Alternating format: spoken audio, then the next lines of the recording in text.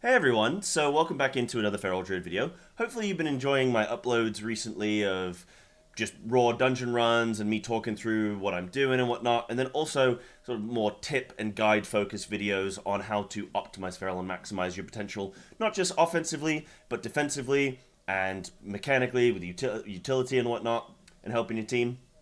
And there's definitely going to be more to come on that, so if you guys like those videos, there will be more to come.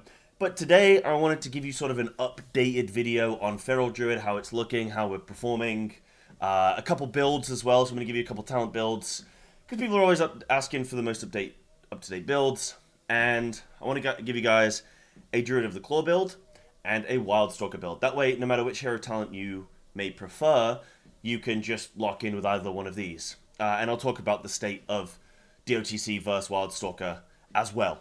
And so quickfire stuff, just to give you guys a heads up, because I know people come in asking for stats and whatnot. So stat weights, you can just grab Crit Mastery as your prio. Haste is also very strong. Verse is like our least valuable stat, but item level is king, and you should always sim things. You should always sim. In terms of like trinkets, going Scardin's Grace from Grim Batol and Sack Brood from Arakara are really good. For raid, you might want to grab, I think it's Queen's Mandate is really good on single target. You might want to grab that. But these trinkets are really good, like Scardin's lines up really nicely with our Convoke and Berserk, which are both on a 2-minute CD. So, lines up really nicely for our burst. Big Mastery, really nice in AoE, and even on single target, but Mastery is really good. And I think scales very well in like a Mythic Plus environment. So that's the situation with stats and like trinkets and little things like that. In terms of like what potions you want and flasks, you want so you're going to use Tempered Potion for Combat Potion. You're going to use Flask of the Alchemical Chaos, because we kind of are happy with any stat. So it just works well, and then when we use the Tempered Potion, we get the benefit, which is nice. In terms of weapon oil, I use Algari Mana Oil. You can just send that, that's fine. And then food, you can just grab like Belladar's Bounty, or hopefully somebody's nice enough to give you a feast. And that's sort of that. Always sim yourself though. Don't come and ask me, hey, what should my stats be? Just sim.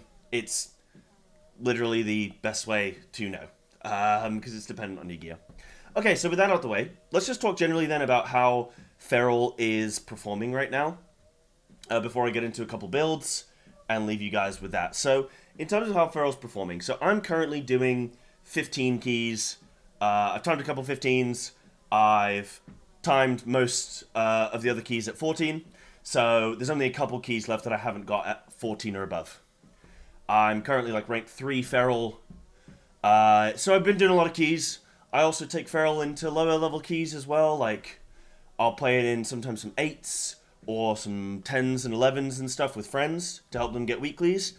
So I can kind of see how Feral's performing at the various levels. Now I want to make this video, I don't want it just to appeal to people that are doing 14s and 15s, because that's like 10 Ferals, which, you know, if you're one of those, amazing, keep going. But if you're not, then how does this apply to you? So I think Feral is actually good at the lower key level as well. Like, I don't think Feral suffers from the lower key level as much as maybe some other specs. Maybe like something like Balance, where you need a lot of ramp time and stuff, right? Feral actually performs quite well. We're quite bursty, especially if you're playing Druid of the Claw. Druid of the Claw is a very bursty playstyle build, and generally speaking is better for Mythic Plus.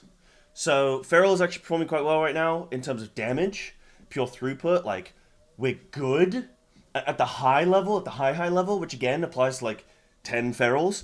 If you're doing 15s and 16s, okay, is Feral the best spec up there? No, not really, but are we competitive? Yes. I was playing with an Orgvoker and a Enhanced Shaman that was getting PI'd yesterday, and I was doing like over 2 million DPS in dungeons.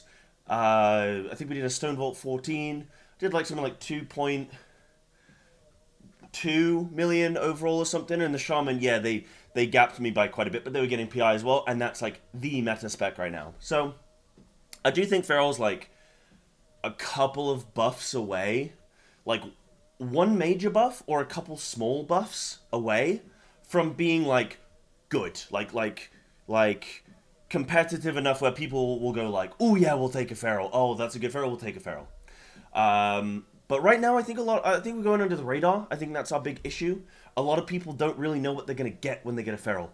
I have joined multiple keys. Like, most of the keys I join the season, people go, oh, you're the first feral I've seen. Or, you know, I always get asked, how is feral? How's it doing? Because people just don't really see it that often. And I think, from what I hear from other people, feral is either, when you bring a feral, they're either incredible or they are horrendous. And so I think as a collective, as all ferals, we need to up our game to change everybody's perspective, you know? To make sure that people, when they play with us, they get a good experience. But that's damage-wise. I mean, obviously, if...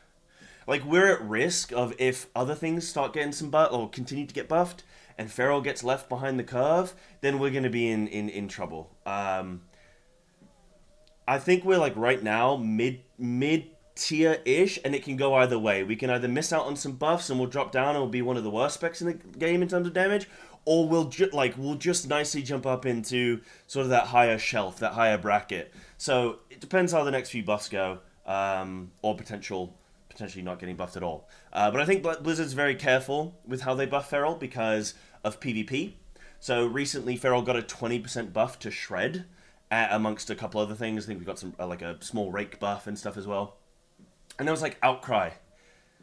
Like people were like, I was looking on Twitter, people were like, I can't believe you're buffing feral's damage. This is insane. Do you even play the game, Blizzard? But I think that change was actually targeted more so at feral's raid damage, where our single target actually isn't that good in the grand scheme. And I think I was speaking to Guilty, one of the theory crafters, and he mentioned this a while ago, before the change came through, but he was saying about how Moonfire was doing more damage than Shred. So I think Blizzard were maybe trying to correct that, where Shred's now actually more valuable to use instead of just Moonfire spamming. That may or may not have been the case. Again, that was just something that Guilty mentioned a while ago to me, but that's what I assumed was the case. So I think there's this careful balance with Blizzard between PvP. I think Blizzard looks at feral as more of a PvP spec. But moving on then to like the utility and how we're looking at it as a utility standpoint, I think we're actually really good this season. Obviously, we bring Mark of the Wild, which is always nice if you don't have a Druid in the group. Now, Balanced Druid is actually performing very well in keys as well, and they've had a lot of work. They've had a lot of assistance this season. Never listen to a Balanced Druid when they tell you their spec is bad. They've had a lot of assistance. I would know. I am 3k IO on a Balanced Druid as well, that I play separately from my Feral right now. So I know how Balance is performing. It's doing some decent damage, and it is taken 2 keys. Like, people will grab it. So we bring Mark of the Wild, which is really nice, but we also bring Soothe and Dispel, which are 2 things which are really good this expansion. Grimbatol has a lot of Curse spells, has a lot of Soothes required, especially in the start of the dungeon, and then after the second boss. So before first boss and after second boss, there's a lot of Soothe potential, and a lot of Dispel potential once you're getting to the, after the second boss in Grimbatol. There's Curse Dispel in Siege of Borealis. A lot of people forget that, but there's Curse Dispel there. There's also some Poison Dispel. There's Poison Dispel in Arakara. That is massive. There's Curse Dispel in Stone Vault. There's more, I think. So, like, the list goes on. City of Threads as well. There's a Poison Dispel opportunity there. Arakara with last boss and first area. So, like, there's a lot of Dispel opportunities. So I actually think it's really good to have a Druid in your group this expansion. I mean, obviously you got Shaman and stuff as well. But then we bring some other nice stuff. We just bring some nice stops. Nice, like stops with like Typhoon and whatnot. Cyclone is also underrated. A lot of people don't really see the value of Cyclone the way that I maybe do. I love Cyclone. I think it's really effective in a lot of dungeons where things can go wrong. Maybe somebody dies, which happens a lot this expansion, where people just get clacked. And then you have 5 mobs casting or 3 mobs casting, and you're down a kick, and you're like, uh-oh, if more of these casts go through, we're all going to die, and we're going to get picked off one by one. You can Cyclone a mob, remove it from the situation. Now you only have to kick 2 mobs until that third, that 5th person gets back in the fight. And so you can sort of take control of a situation, which is really helpful. So Cyclone is really nice for that, and so I do like it. And then also, we have, you know, we have a battle res, obviously, so we've got some good stuff there. But also, Feral's really tanky. Feral is really, really tanky. And if you know that damage is coming, you can live anything, really. Like, as long as you know the damage is coming, you can live it. We struggle with tick damage that just sort of ticks you down over time. We do struggle with that, I would say.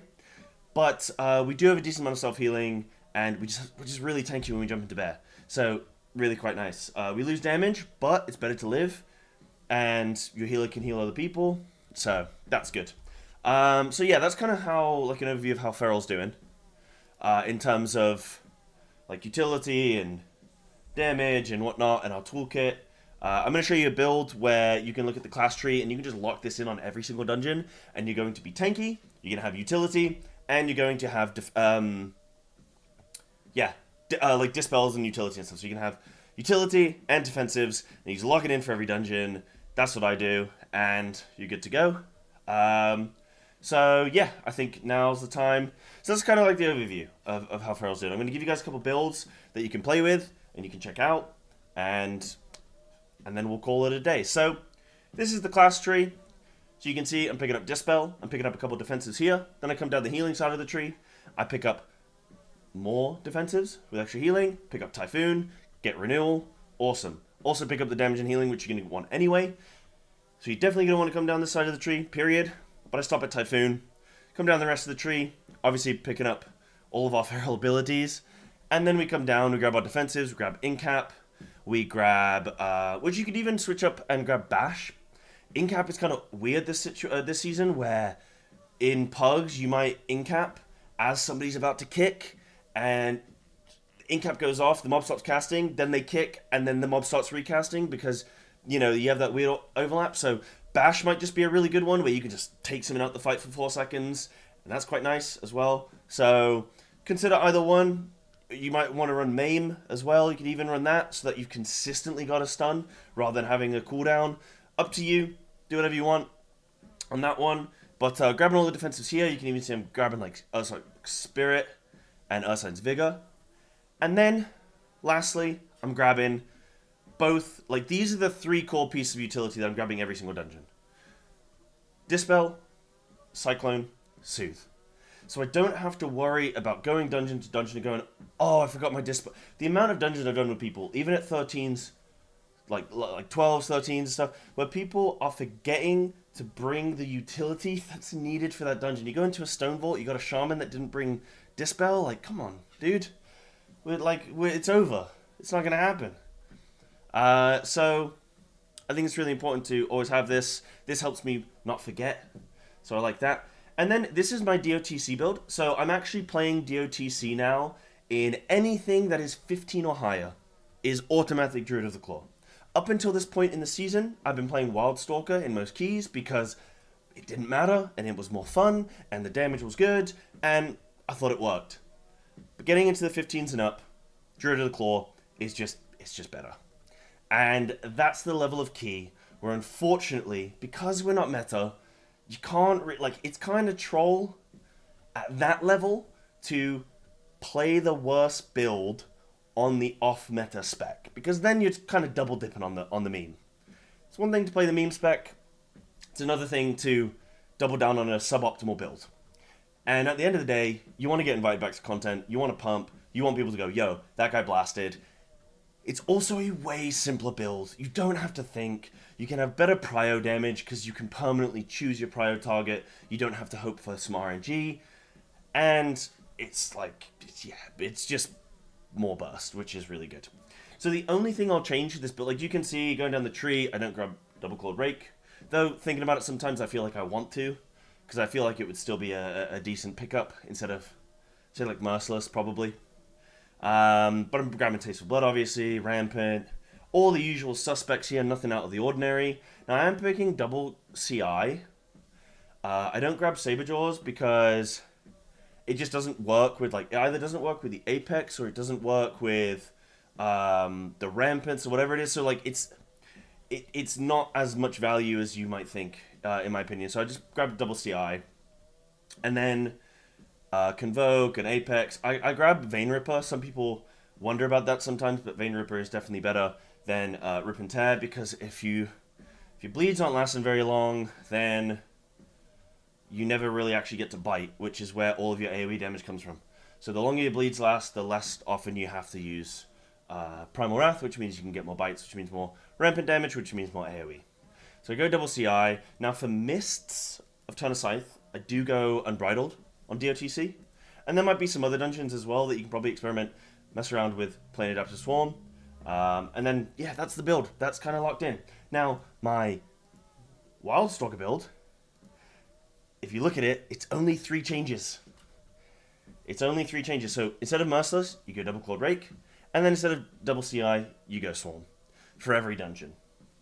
And Wildstalker I actually found was very competitive with DOTC on like that medium level key, like around about that like 10-11 mark. It was actually like very competitive between the two. And Wildstalker brings more single target. But I found now that I'm at the 15s and stuff, it's like I need to play DOTC because it's too stressful.